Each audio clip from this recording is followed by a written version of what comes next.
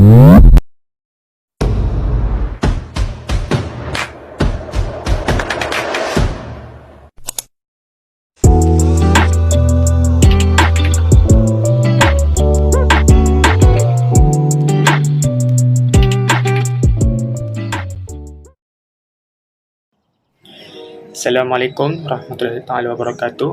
So in this video, our group will be presenting a proving technique which is called Quantifier.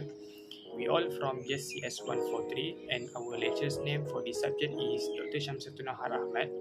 So without further ado, let's get started. This is our group member. My name is Muhammad Ashraf Fitri bin Muhammad Kamal. My student ID is 2021496858. My name is Muhammad Adam Iman bin Ahmad Junaidi. My student ID is 2021466354. My name is Muhammad Alif Lokman bin Muhammad Sabri. Student ID 2021883776. My name is Muhammad Farhan bin Muhammad Amirul. My matrix number is 2021652046. So in this video, I'm going to explain about the subtopic of the logic and elementary of proving method, which is quantifier. So what is quantifier? Quantifier is an operator that specifies how many individuals in the domain of discourse satisfies an open statement. And next is open sentence. Open sentence is a declaration sentence that contains at least one variable. Then quantification, which is an open sentence that can be converted into a statement. And lastly, quantify statement, which is by adding some specific phrases will produce a statement.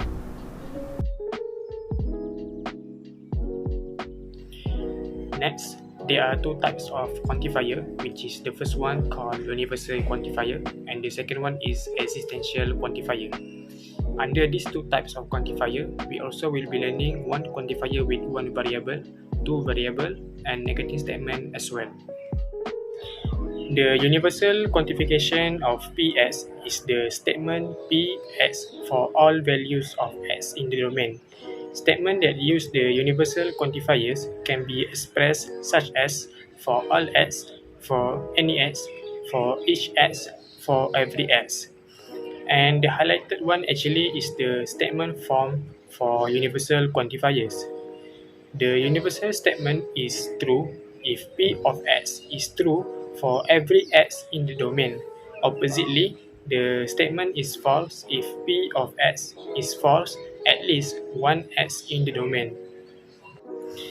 Next, existential quantification of Ps is the propositions there exists an element S in the domain such that Ps. Statements that use the existential quantifier can be expressed such as there exists, there is at least one, or for some. The existential statement is true for at least one S in the domain. Oppositely, the statement is false if Ps is false for every S in the domain. Now, let's look at some example of questions that can be asked. For the first one, we are going to determine the truth value of statement below. P of s is the statement where s plus 1 is greater than 1. Thus, what is the truth value of the Ps such that s plus 1 is greater than 1? To solve these questions, we need to replace s with integer and evaluate it. As you can see here, the truth value of P1 is true, whereas the truth value of P negative 1 is false. Thus, there exists an integer s where P of s is true. For the second example, we will interpret word statement into logical expression. This statement is every teenager has a bike or a car. The first thing we need to do is to identify the domain of s, which is subject of statements, and that will be teenagers. Now, by looking at the statements, we know that it is universal quantifier because of the word every. So, we will use for all symbol. Moving on to the predicate, we have two predicates here, which are s has a bike and s has a car. So, we will write that down separately. Lastly, we can now correlate all of the logical operator and the final answer will look like this. Now I will explain about quantifier one variable. Now let's understand this table. This is existential, so I may say for some. So when is it true? For some at least one A in the universe, A is a value in universe. If you can find some A is a value of X. If you can find that A in the universe at least one true, so the statement is true. When is it false? For every A in the universe, PA is false. If PA is false for any cases, for any case in universe, so the statement is false.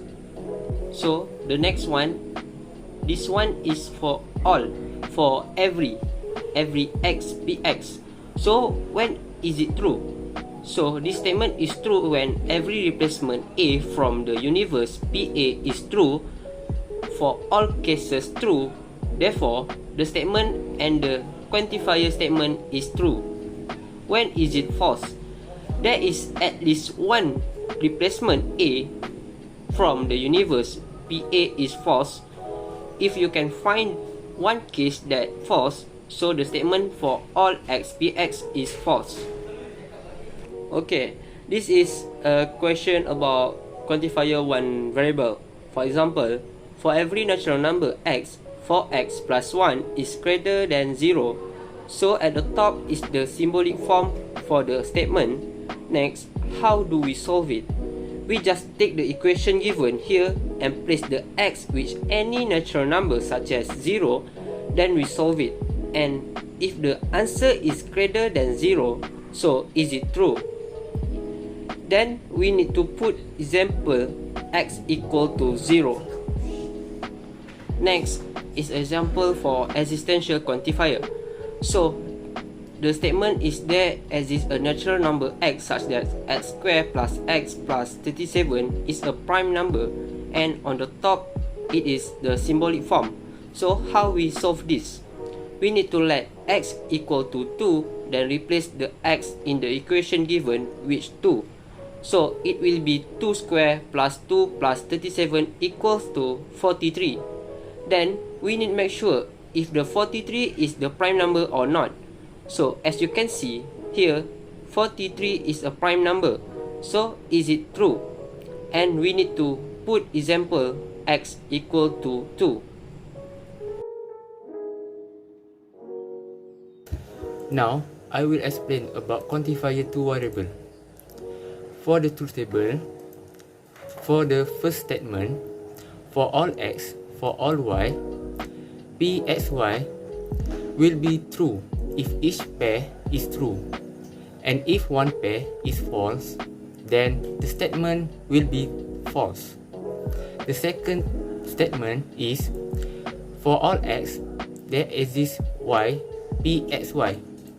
For each x, there exists ny to make statement true, and for each y, there exists nx to make the statement false.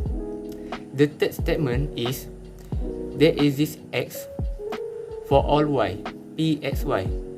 For each y, there exists nx to make statement true, and for each x, there exists ny to make the statement false. And lastly, there exists x, there exists y, pxy. The statement will be true there if there exists pair is true. The statement will be false if all pair is false. This is example for nested quantifier. The first, let x and y be the real number, and pxy denotes xy equal 0. Find the true values of the following. The first one is there exists y for all x, qxy. This means there exists real number y such that for every real number x, xy equals 0. So here we need to prove that there is real number. Want to make the statement xy equal to 0. So let's say y equal to 0. Every real number x times y equal to 0. Because every number equal to 0 will be equal to 0. So it is true. We need to put out an example if x equal -2 and y equal to 0.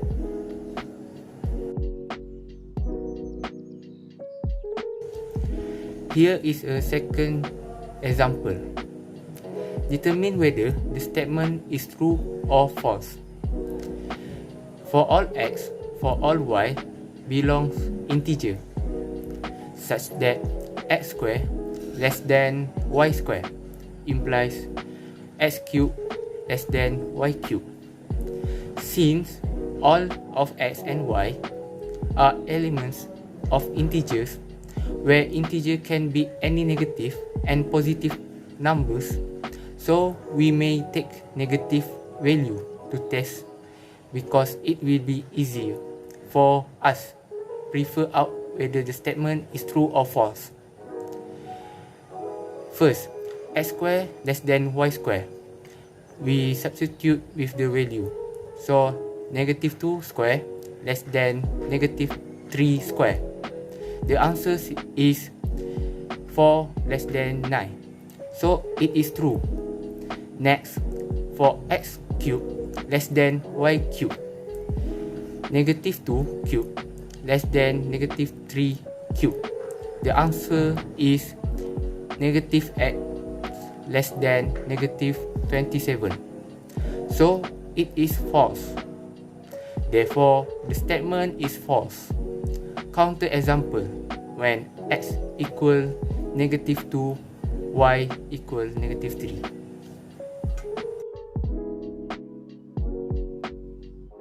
So next is negating statement with quantifier. So at the slide you can see that there are 4 examples of negating statement with quantifier. So I'm going to explain 2 of the example of it. So first of all, at the very top you can see that the statement for all x px. So for negating statement with quantifier, we just need to put not at the front first, and then from that we can change all x to there exists x and just put not in front of the px, so it turns to there exists x, not px. So next example is for the third row of the table, which is statement for all x not px. So we can see that they are already not in front of the px, and we also negate it by putting another not.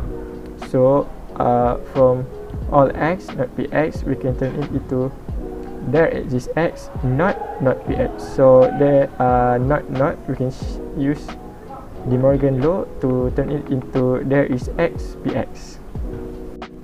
So next is the example of the negating statement with quantifier. So in this example, there are already given px, which is x is odd, and qx x square minus 1 is even. From this we can turn it into a sentence, which is if x is odd, then x square minus 1 is even. So from if x is odd, then x square minus 1 is even, we can turn it into a statement, which is all x px implies q. So from this we just need to negate it is by putting the not at first at the front of the statement.